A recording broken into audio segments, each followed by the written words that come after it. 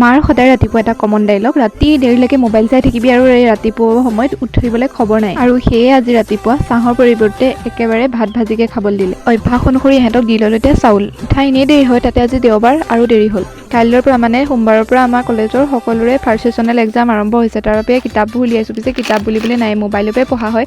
মোবাইলত পঢ়া মানে আৰু 5 মিনিট যদি পঢ়োঁ, 10 মিনিট ৰিল চাওঁ, ভিডিঅ' চাওঁ, তেনেকৈ সময়বোৰ যায় আৰু। মাহঁত মানে আজি ওচৰৰে অন্নপ্ৰসন্ন খাবলৈ যাব। মই পিছে নাযাওঁ, সেই তাৰ বাবে মই এয়া মাছ বাচি আছোঁ। মোলে বনাই থৈ যাব মাহঁতে।